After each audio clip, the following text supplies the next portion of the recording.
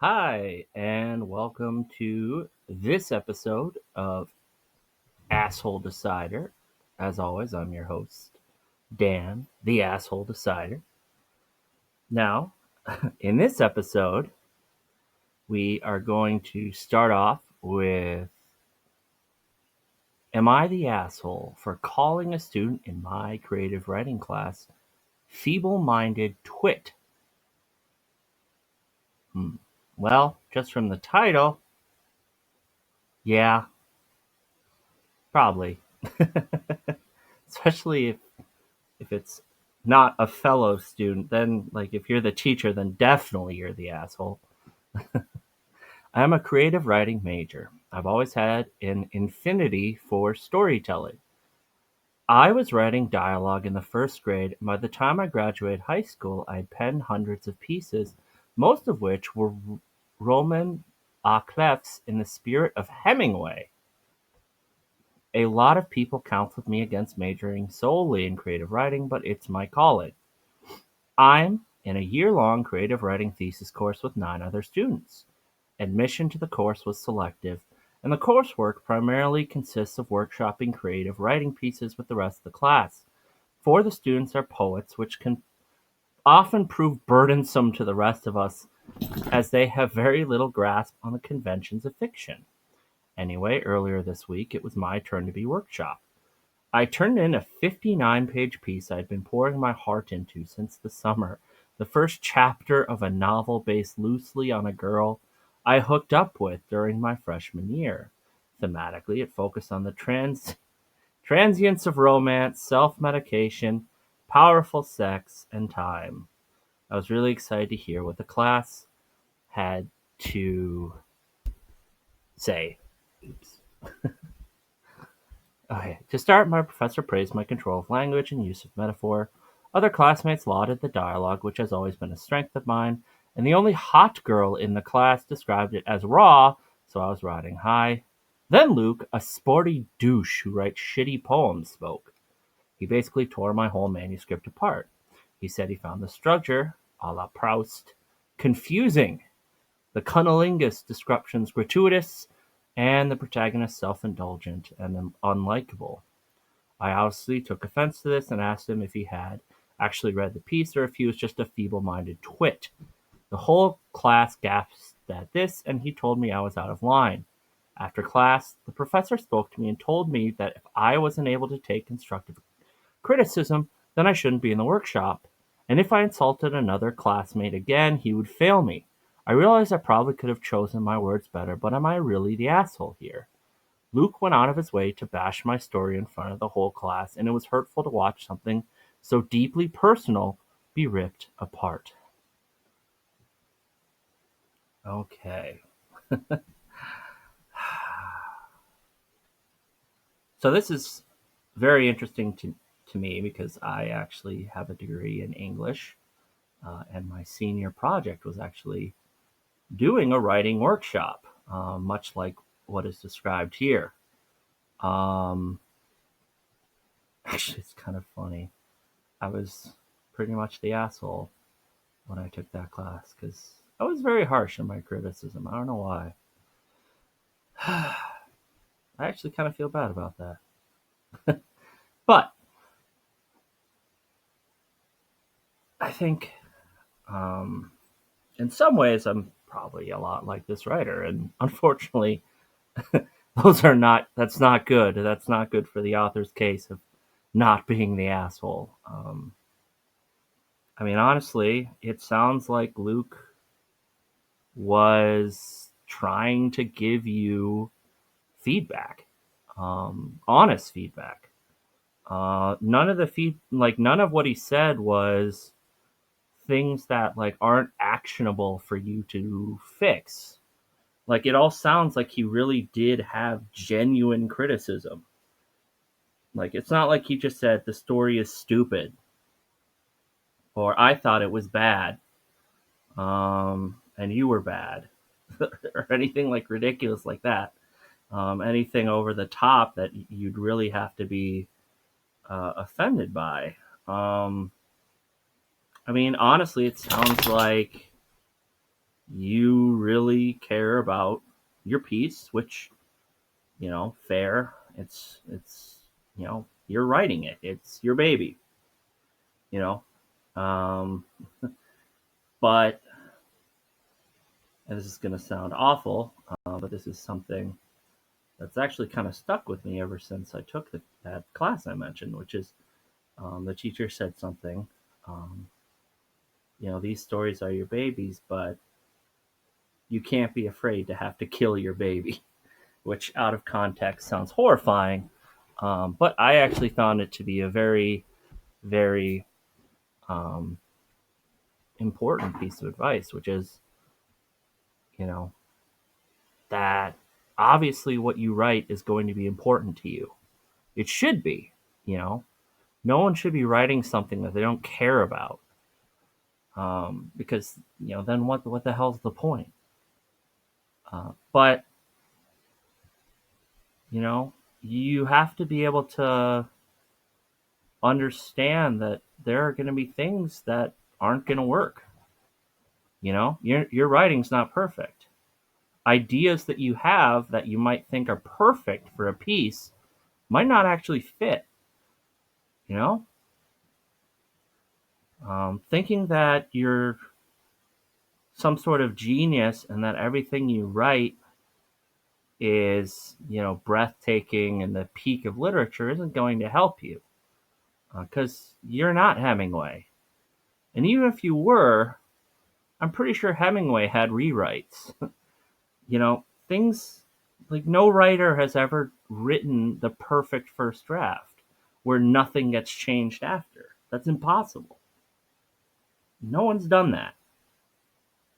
You have to be willing to kill your baby. You have to be able to look at your ideas and be critical.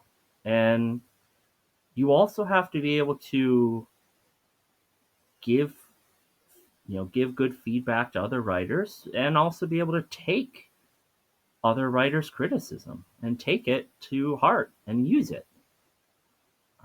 Because none of us are perfect. We all have to help each other. I'm sure your advice that you gave to your classmates, I hope that helped them. I hope they were able to use it to make their work better. Just like I hope maybe you'll be able to look at what they said to you, and hopefully you'll use that to make your piece better. Because I'm sure they had feedback, even if they said, you know, it was raw or there was, you know, the dialogue was great. There's going to be pieces that I'm sure they suggested you change, because there's always going to be suggestions. And it's up to you to actually read through those honestly, think about them. Obviously, you're not going to do everything they suggest because, you know, sometimes you can disagree with what they wrote. But you should at least give what they say, a chance. You should at least listen, think about it, honestly consider their advice, and go from there. So yeah, you were the asshole because, I mean, you had no right to call him a feeble-minded twit. He was trying to help you. Like what you said here sounds like honest feedback. Um, the fact that everyone gasped at what you said kind of shows that you were out of line. Um, and honestly, I'm sure if Luke was being unfair, I'm sure your classmates would have said so, or your teacher would have said so. So, I feel like, yeah, you're the asshole here. All right, on to the next story. Okay. Am I the asshole for refusing to eat the quote unquote cake my sister made for my birthday party? Oof. The fact that the word cake is in quotes is kind of horrifying. My sister is a YouTuber.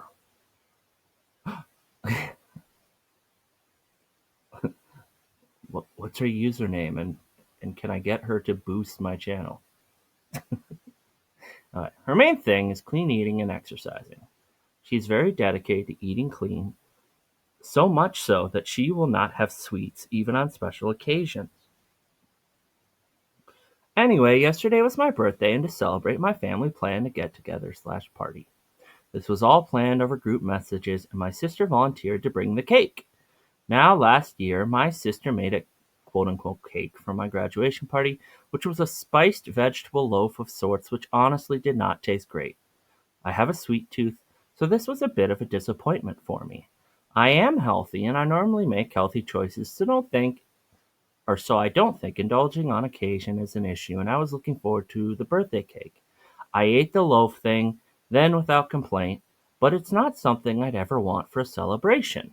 So when my sister volunteered to bring the cake, I thought she might bring the loaf thing again, so I messaged her separately asking her to bring a normal cake, or something that actually tasted like cake, i.e., was sweet.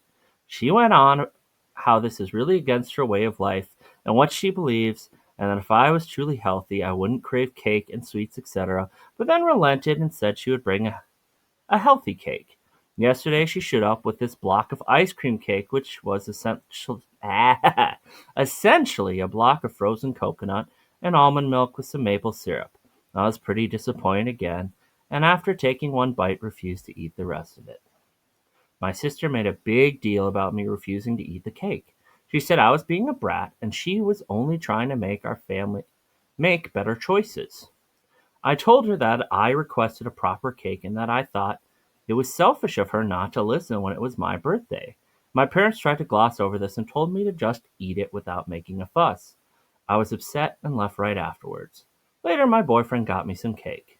My mother called and said I should apologize to my sister, and I've hurt her feelings and that she was only looking out for my family's health. My sister made some Insta posts about haters and people be close to her trying to sabotage her healthy journey, etc., etc., and I feel even less like apologizing than I did when I woke up. Am I the asshole? Should have just had the cake without having a fuss. Well, hmm. No, I don't think you're the asshole. Honestly, I feel like your sister's the asshole. Um, you you told her what you wanted. Um, you told her that you wanted a cake, um, the regular kind of cake, and she said she would even do that, um, and then she didn't. So it's very clear she's the asshole here. Um, Honestly, it's kind of funny that she would say she's trying to help make her or have our family make better choices when really she was kind of forcing her lifestyle choices on the family, um, which is definitely assholish. Um, yeah, no, it's your birthday. I think the birthday person should have the expectation that if they ask for a specific kind of cake, that be honored. Especially because your sister did agree. Um, I think going forward, I would make sure she's never in charge of it again. I'm also thinking your parents are kind of the assholes here too, um, for taking her side, the sister's side on things. I think that's kind of ridiculous. Um, I also don't understand how you would be sabotaging her health journey. Um, Honestly, she didn't have to eat the cake even if she brought it. I mean, I guess maybe that would be temptation to her. I don't know. Um, but yeah, I would. I mean, yeah, this is stupid. I can't believe. Honestly, I would just in the future never have your sister bring dessert. Never have her bring dessert. Never have her bring anything but like side dishes. I think then you'll be okay. For next birthday party.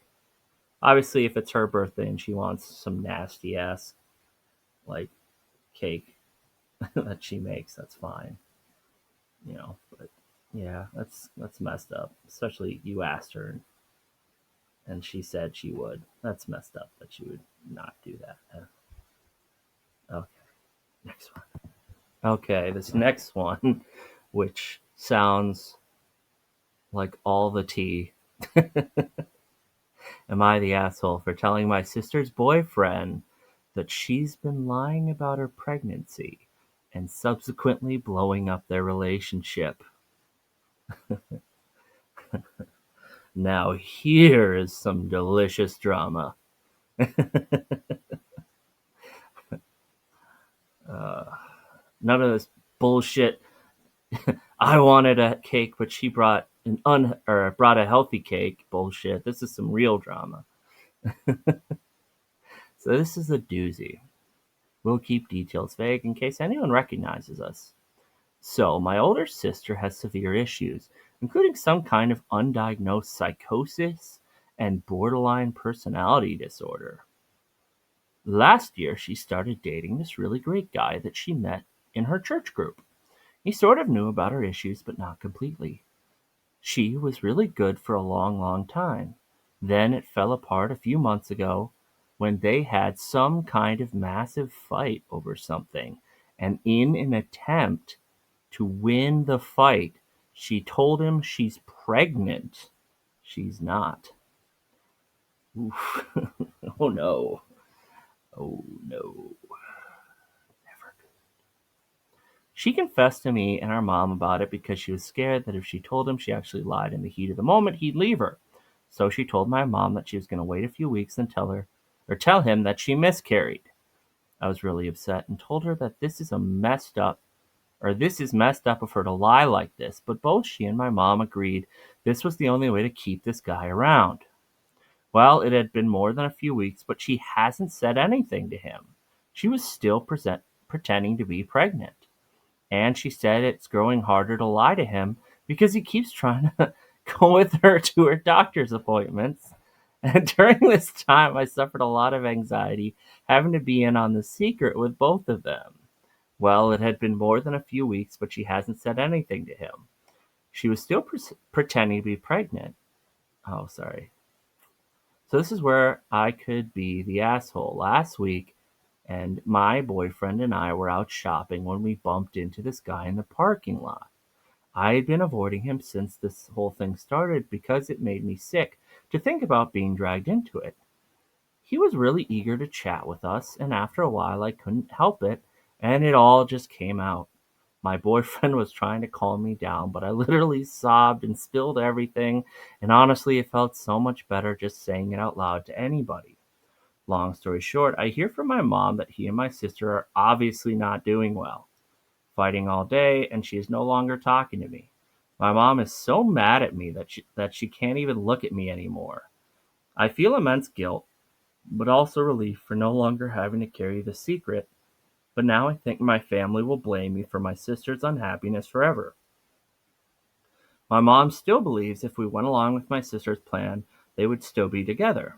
My sister also told me she was apparently about to tell him about the miscarriage that afternoon and that I ruined everything by blabbing. I don't know if she's telling the truth, but my parents certainly believe her.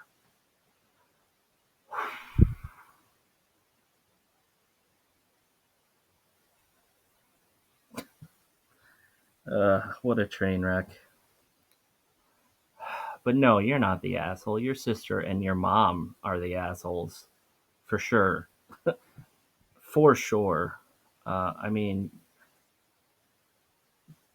lying about anything that large in a relationship is wrong.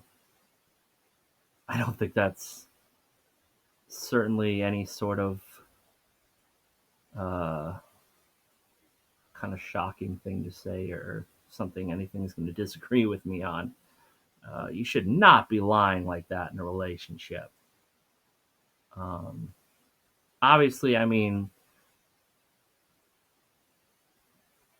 there are going to be like white lies, I think, can be okay. Smaller lies.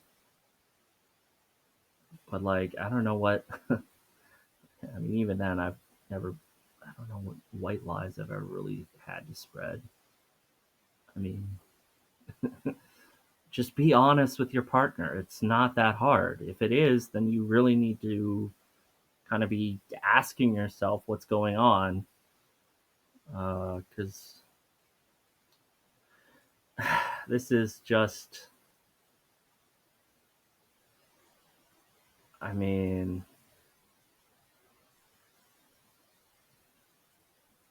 yeah, that's messed up. Why would anyone think that's the thing to do? I mean, sure. I mean, here's the thing. Even if what the sister said worked, like let's say you never told anything. I mean, there's still the chance that the truth would get out someday. I mean, what if your sister accidentally said something, or your mom, or you, in the future, even after she had like told him it's a miscarriage? I mean, that would make things really bad, because you know the lie would have gone on even longer. Honestly, what should have happened was, and as terrible as this probably would have been, after the argument, she should have said she wasn't. I mean, even then, he'd have every right to be angry with her, but at least she'd be trying to do the right thing as quickly as she could, without obviously not lying in the moment. Um, yeah, the longer she held it, the worse she made it for herself. And that her mom went along with it. That's just messed up. Um, Jeez, your mom kind of sucks. I mean, seriously, what the hell? What kind of mom would be like, yeah, sure, let's do it. I did this to your dad and we turned out fine. Your dad thinks I was pregnant 30 times.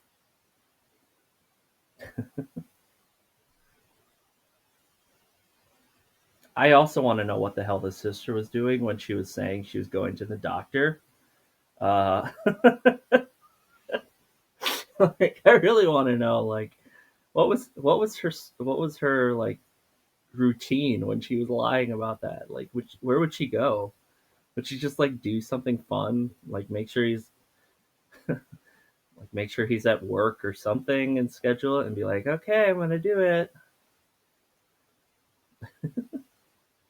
I'm off to see the doctor. She just goes to a mall, hangs out in the food court for like an hour, just sitting there.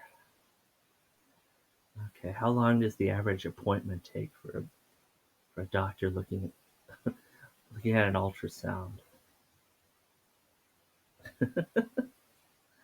Just, she goes to a movie every time. Has to explain why she smells like popcorn. It's a new thing they added in the waiting room. It's for patients. It it makes you feel like a valued patient.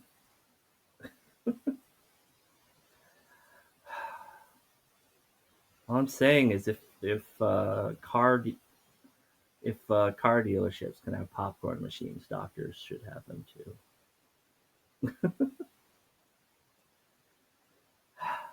Yeah, that's just, what are you doing? What are you doing?